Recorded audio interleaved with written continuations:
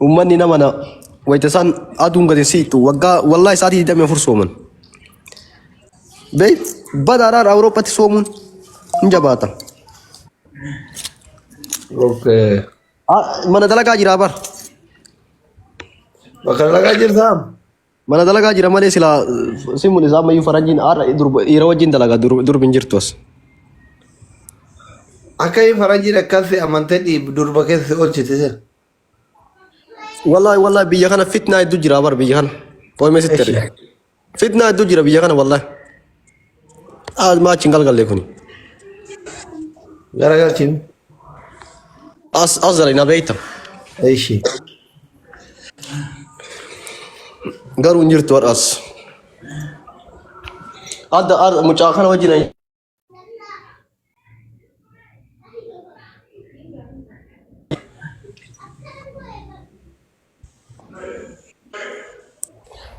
isa bicha wajjin jirra. Har'a qilleensi illee bareeda beeyta. Bareeda lam. Beerri qumxaa yaa osoo hin jiru. Abboo wayita dalagaa dhufu san wallahi ijuma qabadhee siin jedha ijuma qabadhee as dhufe. Ati akkanumatti osoo dalagdu bakka dalagaati xalaftee mire. Nee dalagaa boot dalagaatii miti. Barumsa irra ture barumsa jara wajjin baradhaa miin. Amba doktora siin ga'u malee. Wala doktora. Akkamitti wal barattan haadha manaa keetiin gaaf dura. Mana barumsaa baradhaa beeyta. Eeshi.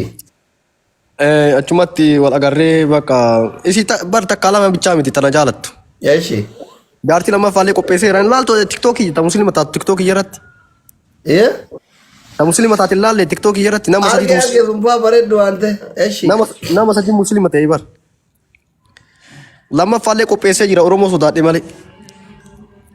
Oromoo ootee sodaatten jaartitee sodaatte moo Oromoo sodaatte?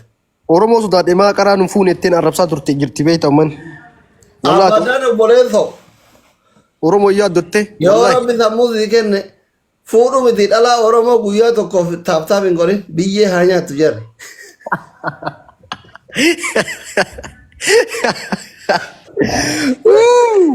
Wala golfana jeefta asli. Nee wallahi komentii yoo soo dubbifte an komentiin dubbisaa beeyta. Argaa oona akkasiin itti si arrabsiisu. Haadha manaa kee arrabsiiti. Safuun beektu beerri Oromoo asirraa tiktookii kana.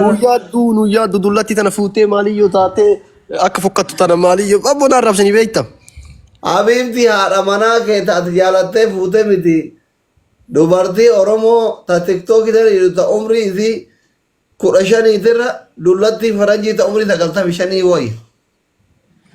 Ani naa taateerti wallahi maali ootte waa hedduu na qarqaartee ati warraati tun miskiina illee beeyta. Eshi. Awwaal isii bira galu isii bira dalagu na seeni ani haadha warraati isii nu mana galti ufii dalagaa iyyuu beeyta. Isii maayii kana farda wayii mul'isee abboo farda kana kosii isaa hartee jiraata ati warra faranjiititti jireenyi kee kana wanni Oromoo namaan jettu wallahi nama golfisiisa. Oromoo waan siin jettu dhabdu bar kanaaf siin jedha. Ani waan maraa yoo waraabe yoo nama si waan kana waraabe ati abboo bar farda kana kosii isaan harta kosii sanuu maan hariin osoo kosii kana hariin maa asirra baate jetteen arrafiti. Fandoo harree kana mana harree. Fandoo harree kana. Ati amma uummata akkatti arrabsu kana fuudhuu yaada qabdaare takka rabbiin osoo xallate asin deebiin siin jedhe bar. Maa duraan bar sitti mee duree duraan nama tokko bichaa fuudhuu barbaadaa beektaa sila Oromoo fuudhe. Maakiin fuudha jedhee duraan amma garuu amma jaarsa qabdi silaa irraa sodaannee irra. Makii yaaddee turte? Yaadee ture wallahi lammeeffatu. Wallahi. Wallahi. Maas itti limne yaadattu waggaa lammaffaa kana. Si jala tarte ka? Natti neerumtu maakiin jaarsa lammaffaa kanan barbaaddu beekta. Eeshi.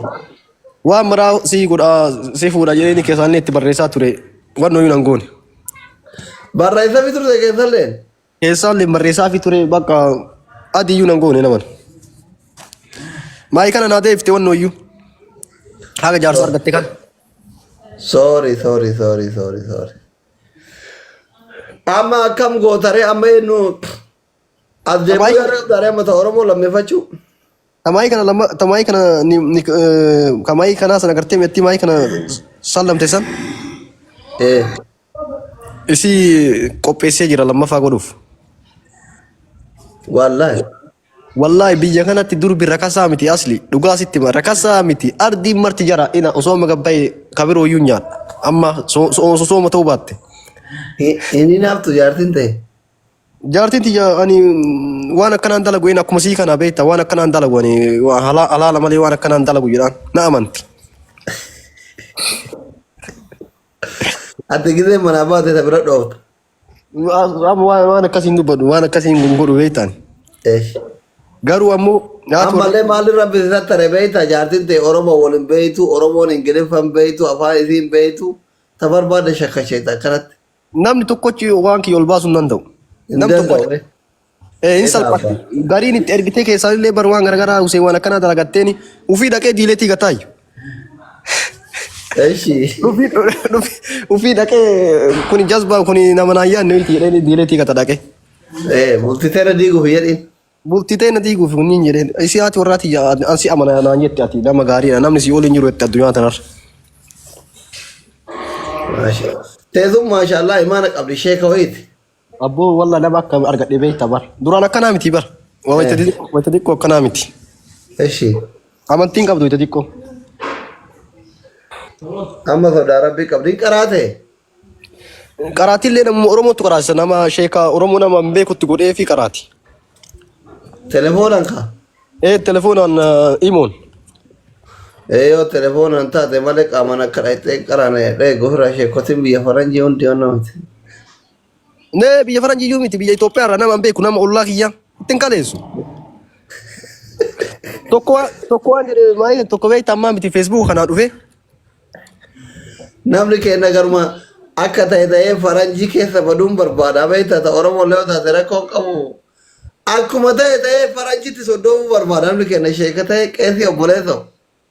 Gowwaa. Obboleessu tokko dhufee kammaa nama. Barka namni faranjii fuudhee fi 4 kiiloo seene takka amma Oromoon akka seeratu bakkitti gibbii faranjii keessaa gasi baaftu barbaadde akkuma itti akkaataa abiyyiin gabbaaftu barbaaddu kan atiif abiyyi tokko maa bar. Amma nan baaftu kan maal yoo itti waan maraa harkaa qabaa. Bakka Oromoon hin jirre geettanii marama isin Oromoon kan isin fuudhuu hin dandeettu. Nee anaaf abiyyi amma tokko maal yoo itti waan maraa amma qabannee jirra lafa. Lafa qabannee jirra. Lafa qabannee jirra wanni marti kennam alhamdulillah dalagataa jirra barumsa barataa jirra. Bakka lafa qabannee jirra yoo garanaan tokko dhufe dhufumaa ufuu kiyyaa dhaqee footoo itti ergee waan akkanaa nooriidha yaa'an. Waan akkanaatti kalaa hin jiraan mootummaan si argee jira seegalee. Tokko dhufee beektaa biyyaa dhufee karaa Liibiyaa amma si arrabsanii kanaan dhufe. Mucaa wayiiti. Wallahi dhugaa sitti hima mucaa ollaa kiyyaati mucaa na beeku. Oromoon maal jetti beektaa silmiin boota laaftu waraanti jettiimi. Ana haadha warraati jettan waliin sannataa feesbuuk irratti wayita san akka ammaa kanaa miti isiilleen hin ajjabanne beektaa. Ana argee bakka asuma dhaqee tumaan Ingiliffaan itti barreesse amma guyyaa lama akkana itti barreessin argaa asitti barreessu itti haasa'e jedheen. Itti haasoittee itti haasaa jira dhaqee waan akkanaa nooriidha abboo jedheen. Waan akkana nooriidha jedheeni raare garuu ammoo hin barbaadde Oromoo waan akkana bootoo akkana kana keessa seenu. Dhugaa bataam. Garuu ni ifu. Abbiin kobbininkii goraa taaptaap goraa. Mallattoo xiqqaa ililli kenna baariyaanii mana ol kaasaa soddaa faranjii hojii haasaa jirra fu'aad thank you. Amma ati kama dhugaa faranjii dabalachuu yaada qabdaare. Wallahi qopheessee jira. Dhugaa sitti maan amma telefoonii biroo osoo asii qabaadhe sitti mul'isa. Hin loltu. Nee itti meera akkaataa shari'aa namni amma shari'aatti dhufe kun beektaa shari'aatti bula. Shari'aa qaraatiif ta'ee rabbi sin dhiisu jedhin God is very hungry if you are another wife jedhin wallahi God jennaan God hungry jedhin yoo isa biraadatti fuudhee akkasitti shakaashakira.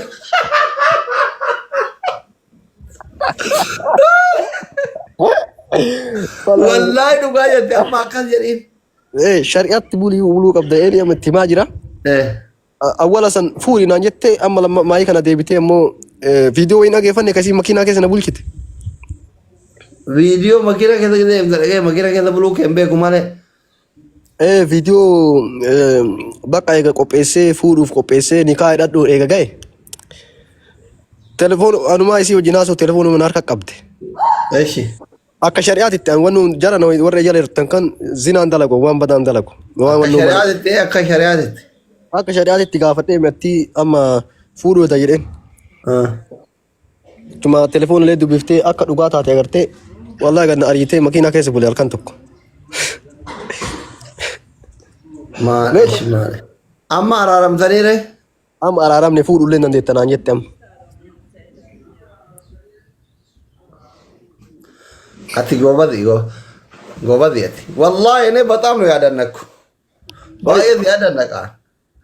ግቢ አድሬን ገደ ከዘ ደምቴ ወራርዞ ኮላሌ agartee sun bar bal'atu bar eddoo baaquma gurbaa kana nadho oromoo rabbiin irraa qaba jedhe sila yoona akkuma kee bar oromoon faayidaa takka hin qabdu wallahi ilaa malaal kaleen kun na bashitanya kaleen kun na dhukkuba osoma azira taa'eetiniin wajjin kolfu gidee isaan dabbaramu wajjin dabbaramu yoo tasa rakkata oromoo tokko wajjin rakkatu kaleen kun bashitanya sigaleen ufumaa koomentii jalatti arrabsanii yoo ati ofirraa deebifte jechuun laalamma yeroo ramadaanaa kana keessa amantiin ta'e namaa jetti achumaan jaartii ta'etti illee himta waa'ee furati wal qabsiifte. Ema yeroo soomaa kana keessa namni tokko yoo si arrabse inni isaa jedhiin jechuutu jira. Sooma qabaa jetti. Yoo inni daffasitti deebi'ee immoo ayinuun aaxifaa jechuu jira. Sigaleemi. Uumala baakaanii na arrabsan sooma qaba jirana dhiisaa jirana didan ofirraa dhuge amma bakka aslii mootummaa maliibiyaa kun akkatti iyyan kana jechuun si huyyuu argite akkasirra horrisan intaloon sun Oromoo miti gibbiin gibbii Oromootii miti qabeenyi Oromootii miti daabboon ati nyaataa jirtu ka Oromootii miti biyyi Oromootii miti mee hooma isaan si arrabsan tiisisa bar Oromoon akkuma tiisisa takka waan naa jette beeyta. daa'imman achi keessatti akkanatti alchitee olii gadi hin deemtu tana akkuma gaafa asii shaanxaa fidattee fudhattee biyya san seenteetti gaafa galtullee daa'imman achi galtee shaanxaa kee fudhattee deebitaa. Ati ijoollee kee sirriitti barsiifadhu akka ijoollee kee biyya san bulchan godhe nu garsiisi morka bayi.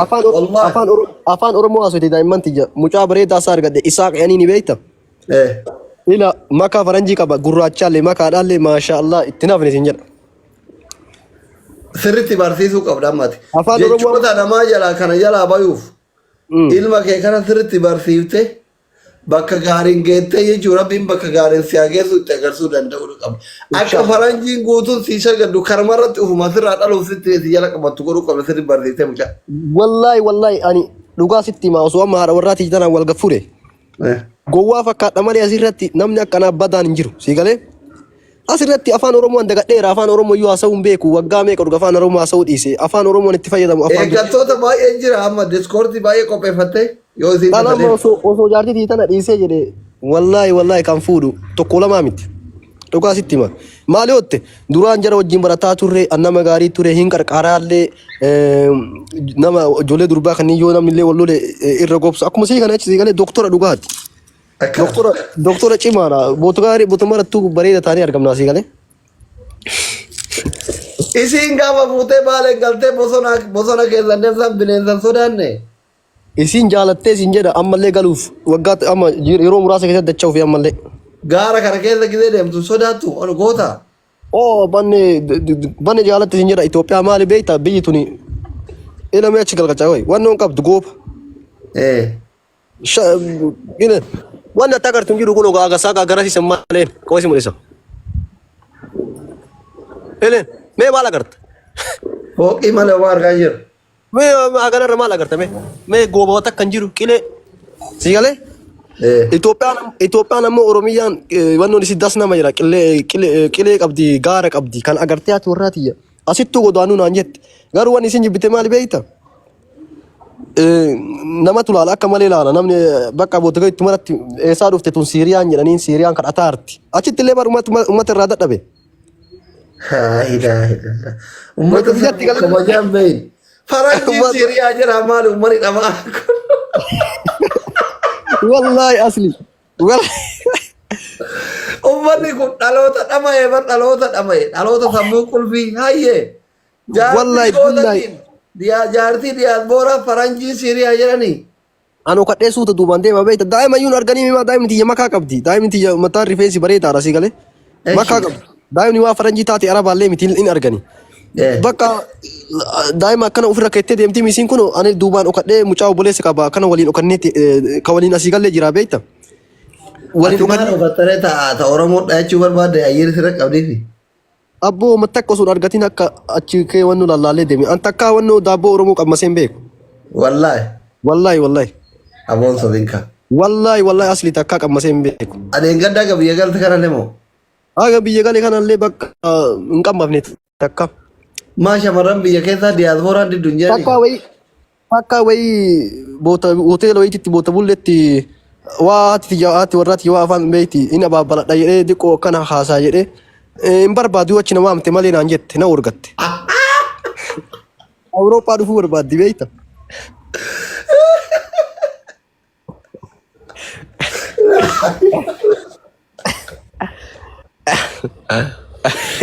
Gadeen Awurooppaa dhuftee biyya laabaa dhufe diibar biyyee haa. Zadeen Awurooppaa dhuftee na laabaatee ka biroo waamatu barbaaddi beeyta. No akka dhugaa Hussein akka dhugaa dubartiin biyya keessaa jechuudha. Diyaaspooraan didduun jedhanii ittiin fiidee akkamitti kennu hidde kan dhugaa kama dhugaa lafti sooman sobe. Wallahi na urgatte kadhee takka bichaa kadhee anu afaan achi naafee. Abboo jaartiin ta'e afaan Oromoon beektu Oromoon akkasitti qabdu sodaatiin ta'u batta. Wallahi. Sitti ma dhugaa takka daabboo Oromoo qammaseen beeku hin qammasee yeroo takkatti tanallee taatu biyya galee jira. Abakka jala deemee takka wayii abaabbaladhee hoteela kana waatti gaafa furuu barbaaddi beekta anillee akkan hanga furuun barbaadu yoo natti hin kennin. Walumaan deddeemnee amma shaayii waliin uwwinannee deemnee bakka wayita wannoon geenneen lakki ani Huseenan waan akkanaa takka argeen beeku waan akkanaa uuzu billaahi. Warra koomeedii jalatti nama rasuulafti ramadaana biloogoon bilisummaa ijoollee mudii qabdanii jirtan jira. Biloogora. Arabsanii uummanni gowwaan asii beektaa. Naafii harkee kana waggaa dheeraa kun sa'a dheeraa narrasaa jira Ingilisaa biloogora miyuutii miti biloogii. Namni miyuutii miti biloogora. Oromoon maali asli waasii baagetta Oromoon maal jaalatti Oromoon boo'insa jaalatti beekta silaamanu ani rakkadhee attasirra ina baaftee mucaan kun rakkate Awurooppaa jira qarqaara jettee ati wanni otte waan akkana kana neela deemanii silaayyaa deemanii boo'an qarqaaruu qabna ani garuu ammoo namni bashannanee kolfee wannoo jedheen jaalata waan hin beekon bakka rakkoo bichaa jaalatti Oromoon rakkoo qofa naagaluu dide wallahi. Hussein. Baatii meeqa turtan isin biyya? Wallahi baatii tokko turree doktor dhugaa isinitti himaa waan tokko forannaa ta'uu didde maali beekta? Eshi. Mana fincaaniitii fi shaawuriidha. Maaluma jettee rabbi jedhee mana fincaanii biyya kennaa kan jaallattin ta'e. Ima salphallee bara. Ani shaaworii fi mana fincaanii wanta karaa deemnu. Amma reefu qabxii ijootti dhuute. Rabbi maati uumee jedhe ijaartiin maan ta'e maaluma jettee waa'ee mana fincaanii biyya kennaa. Ijaartiin tiyya laaftuudha gaariidha beekta. Eshi. Wallahi ana dadhabaniyyuu dhaqee guyyaa sadiitti hin deebinaa jedheen eessa deebina naan jette biyya deebinaa hin tikeettii gumnee tikeettii biroo binne hin deebinaa jedheen maa eessa deebinaa jette lakki wannoon daa'imaallee ta'an jirtu akkumaan zadeen sobeesii galee daa'imaallee ta'an jirtu atillee jaalani na fakkaate shaaworillee gaarii miti hin dachaana jedheen abboo lakki hin dachaanu diqqoosii eegaa tikeettii birrii kana qabu balleessinee dhufne. Diqqoo ayi bubbulleetuma deebinaa jetti garuu immoo shaaworii fi wannoon achi wallahi waan akkas gaariin ta'in hin agarre wallah. Garuu immoo wanni biroo bareeda ture abboo qilleensi illee bareeda diqqoo yeroo san yeroo bareedduu gallee illee beekta. Nama Sheekh Musaabii kana jegna galdiitii miti beekta isaan tun hin deeme. Boottaan isaan nu fidin hin jiru lagdiin mara keessa bishaan mara keessa bineensa nu laalchisaa Sheekh Saadii wajjin. San bareeda turre garuu ammoo mana fincaanii wayitanu makiinaa yaabbannee deemna wayitanu wannoo gaddeennee haadha warraa tiyyaa fi daa'ima tiyyaan kottaa mana fincaanii seentanii jedheeni ani dagadhee beekta. Gadduunnee karaa eessaati badii eessatti achi fagaannee jirra beekta. Amma boottaa dubbadhuun barbaadu asuma mana fincaanii seennaa jedheeni gaddaan yaadee ka boolla gaddarban san yoo nu agarree inni daa'imti hin barbaadu waan akkanaa jetteen harkaa eessite seenuun barbaadu mana maaliin ka boollatti gaddarban Fincaanii kaa fincaanii fi waan san. Wallahi boolla wannoo beektaa biyya keenyatti ka oqqee horii irra dibanii akkanatti maali togoo godhu maal? Gogo. Oqqee horii irra dibanii akkanatti achi keessa gad darbita. Baatappoo waan ajaa'iba na fakkaattee sila agammaa wajjin. Akkam. Anuun beeku kana maal akkamitti? Wallahi karaa irratti udaa wannoo tolchanii shintibeeti jedhanii seeraan siif wannoo gatanii achi keessa gad darbita. Naagaluu didee hin jedhu. Daa'imni illee diddee bakka nu seenuu diddee mana fincaanii. Maal abbaa biyya keenyatti wannama jala achi gortee gaa laguma achi gortee fincooftaa miti duraan akkamtu akkam ta'e wallahi hin beeku waan amma jettu kanaan. Wallahi maa faranjiin karaa irraa achi gortee fincooyti daa'imni tiyyaan fincooytu faranja warraa tiyya iisi.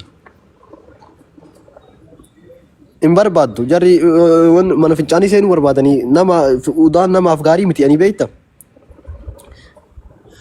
Maaliin ka boollatti gad darban kun maaliif fincaantee kaatee darbita haayilaandiidha. Meene achumarra teettaa miiree akkanatti rarraatee siin galle. Okay. Walitti qaama qajeelchitee irra ta'e. Qaama yookaan biraa dabarsistaa yookaan.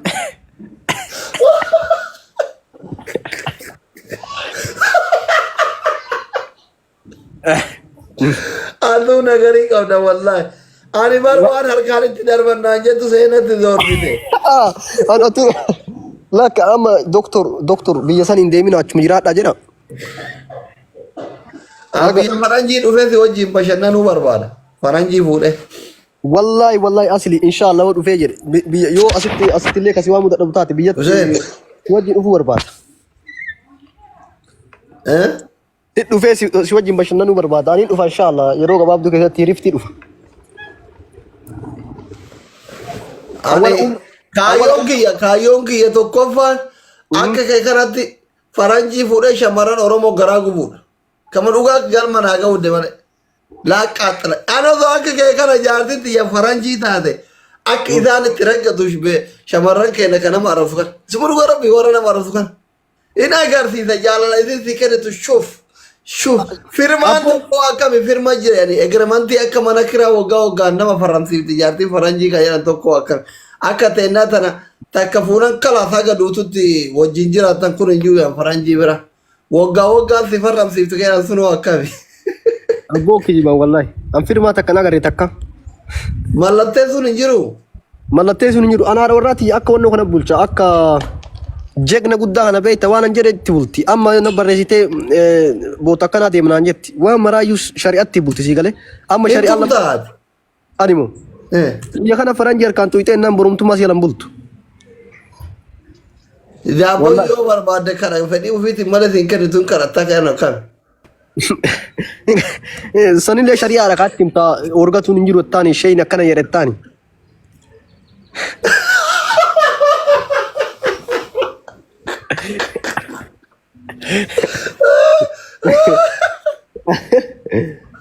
Ate daa rakko mateeti muslima godhatte. Shari'aatti himta shari'aan akkana jedhee bootaa shari'aan jiru sanillee itti himtaa hin jiran afaanii kan beekta biyya kana shari'a guurtaa jira.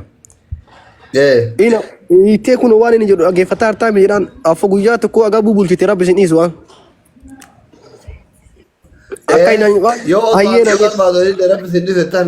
Rabbi sin dhiisu azaaba galu jiraan waan akkanaa kanarratti gaarii miti noowuriidhaan.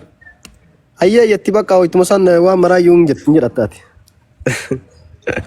Habiibiyaan ati araadaan akka keetii wallahi Oromoon araadaa akka keetii kan osoo kudhanima qabaatte silaa asin jirtu wallahi.